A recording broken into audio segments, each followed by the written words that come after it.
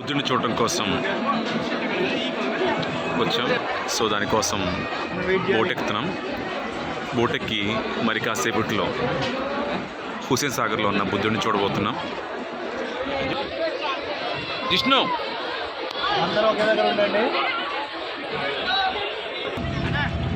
ఇక్కడ బోట్ ఎక్కిన తర్వాత మనం బుద్ధుడిని చూడటం కోసం కొంత దూరం అయితే జర్నీ చేస్తాం. మనం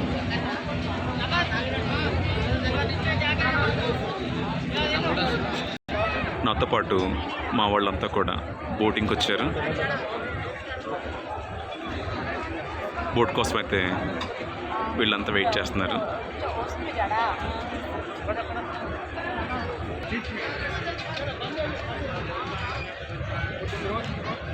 బోట్ కోసం వెయిట్ చేస్తున్నాము. ఈ వచ్చే బోటు ఖాళీ అయితే మేము ఆ బోట్ ఎక్కి బుద్ధ భగవాన్ దగ్గరికి వెళ్తాం.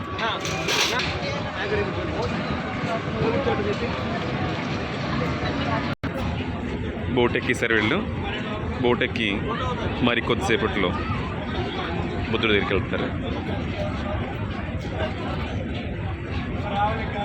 సో కార్తీక్ అయితే లైవ్ జాకెట్ వేసాడు.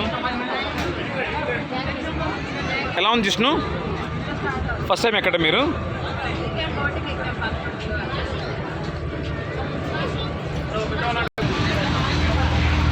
బోట్ అయితే మొదలైపోయింది. మరి కొద్దిసేపట్లో హుస్సేన్ సాగర్లో ఉన్న బుద్ధుని దగ్గరికి వెళ్తున్నాం.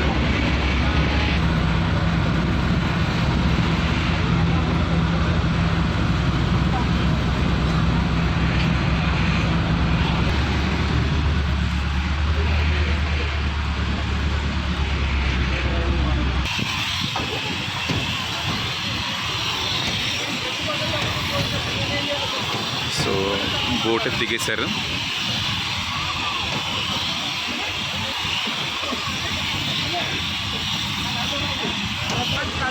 సో ఫైనల్గా హుస్సేన్ సాగర్లో ఉన్న బుద్ధుడిని చేరుకున్నాం.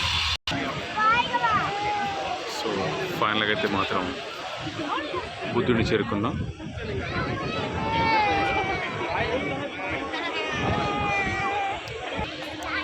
ఇక్కడి నుంచి అందంగా కనిపిస్తున్న తెలంగాణ సచివాలయం.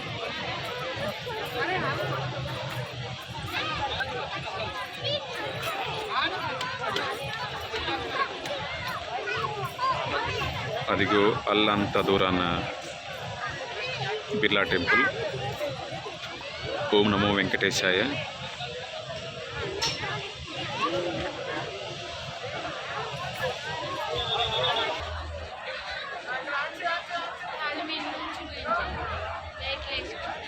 సో ఇది హైదరాబాద్లో ఉన్న హుస్సేన్ సాగర్ మధ్యలో ఉన్న బుద్ధ భగవానుడు. సో ఇది అంతకుముందు ఎప్పుడో పెట్టడం జరిగింది. కొన్ని అనివార్య కారణాల వల్ల ఈ విగ్రహం నీళ్ళల్లో పడిపోయింది. ఎన్టీఆర్ సీఎం అయిన తర్వాత క్రేన్లతో ఈ విగ్రహాన్ని నిలిపి ఈ పొజిషన్ నిలబెట్టారు. ఈరోజు ఈ విగ్రహం ఉందంటే కారణం ఎన్టీఆర్, సీనియర్ ఎన్టీఆర్ సీఎంగా ఉన్న కాలంలోనే ఈ ఏర్పాట్లన్నీ కూడా చేశారు. సో తప్పకుండా ఈ క్రెడిట్ అంతా కూడా ఎన్టీఆర్ గారికి దక్కుతుంది.